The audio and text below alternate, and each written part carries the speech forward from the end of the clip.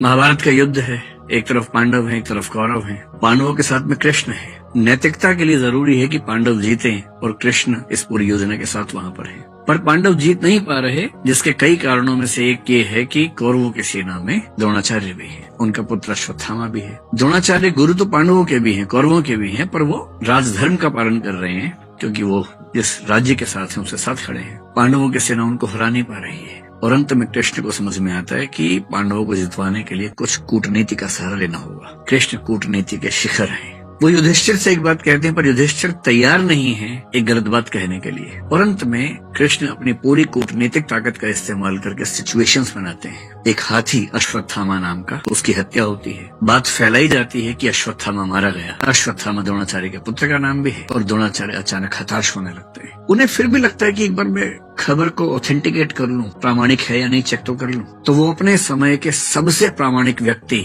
युधिष्ठिर से पूछते हैं। युधिष्ठिर धर्मराज है, झूठ नहीं बोलते हैं। पूरी पांडवों की सेना ने, टीम ने जब उनसे कहा, वो तब भी तैयार नहीं हुआ कि मैं झूठ नहीं बोलूंगा। लेकिन अब झूठ नहीं है, अश्वत्थामा की हत्या हुई है, हाथी की हुई है, तो क्या हुआ, हुई तो है ही। और तब भी वो चाह रहे हैं कि मैं पूरी बात बोलूं। द्रोणाचार्य ने पूछा, क्या अश्वत्थामा मारा गया? युधिष्ठिर कह रहे हैं, अश्वत्थामा हतो नरो वा कुंजरो वा। अश्वत्थामा मारा गया, आदमी था या हाथी था। लेकिन जैसे ही नरो वा कुंजरो वा कह रहे हैं, ठीक उसी क्षण में बहुत तेज शंख बजता है कृष्ण का, और उस शंख की आवाज में द्रोणाचार्य सुन नहीं पाते पूरी बात। और क्योंकि वो सुनते हैं सिर्फ इतना कि अश्वत्थामा मारा गया, वो हताश हो जाते हैं, हथियार छोड़ देते हैं, युद्ध भूमि में जमीन पर टिक के बैठ जाते हैं। और इसी क्षण का फायदा उठा के धृष्टद्युम्न उनकी हत्या कर देता है। मैं सोचता हूँ कई बार कि द्रोणाचार्य इतने योग्य व्यक्ति थे, यदि मिस इन्फॉर्मेशन से या मैनिपुलेटिव इन्फॉर्मेशन से उनको भी एक गलत तथ्य के प्रति आश्वस्त किया जा सकता था, तो आज के दौर में जब हर तरफ सोशल मीडिया के हमले हैं, कैसे कोई व्यक्ति सही फैसले करे? अगर द्रोणाचार्य उस आवाज को सुन पाते,